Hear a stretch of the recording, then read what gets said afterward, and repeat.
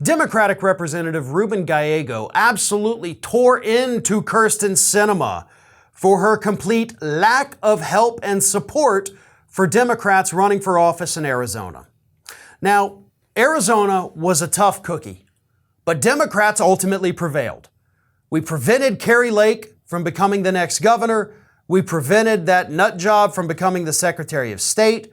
We kept Blake Masters out of the Senate. Democrats kicked ass in Arizona, but it wasn't easy. It was an all-hands-on-deck kind of moment. But Sinema's hands were missing. And that's exactly what Gallego was pointing out. Here's what he said.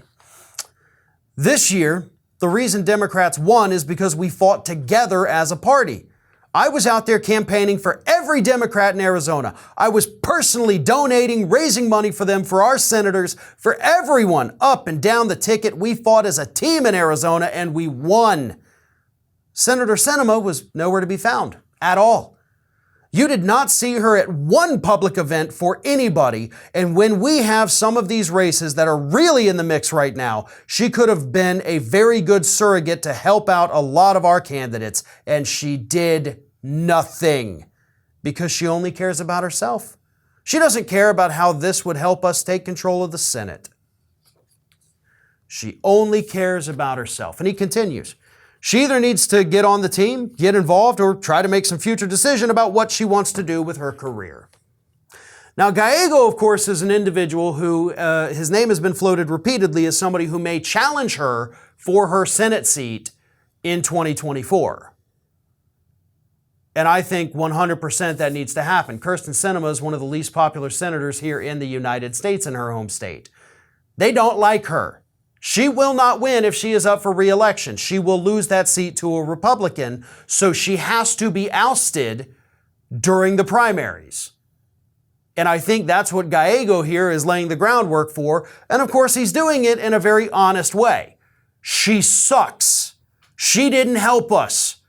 We barely eked out a victory here. We got the victory, but just barely. We could have used her help. We could have used some of her money. We could have used the fundraising. We could have used the name recognition, but she didn't do a damn thing for us.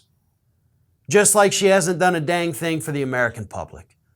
I'm sure we all remember her infamous little thumbs down curtsy for raising the minimum wage here in the United States. That's an image that is burned into my brain. And I will never forget that. And I hope everybody watching this feels the same way too. Because that was one of the most deplorable things we have ever seen. She immediately, by the way, went and had a friendly conversation with Mitch McConnell after doing that. That's who she is. She's an opportunist. She only cares about herself. She wants to further her career. And if Gallego has any say about it, she can do that all she wants. But that career is not going to be in the United States Senate. It'll probably be a cushy job somewhere in corporate America, maybe as a lobbyist. She'll get 6 figures, maybe 7 figures. She'll be fine forever. But we just need to get her the hell out of the politics, the hell out of the Senate. Because she sucks. Because she's clearly only looking out for herself. This is Hattie. Hattie wants to know why you have not subscribed to our channel. You obviously like our videos, so do us a favor and subscribe.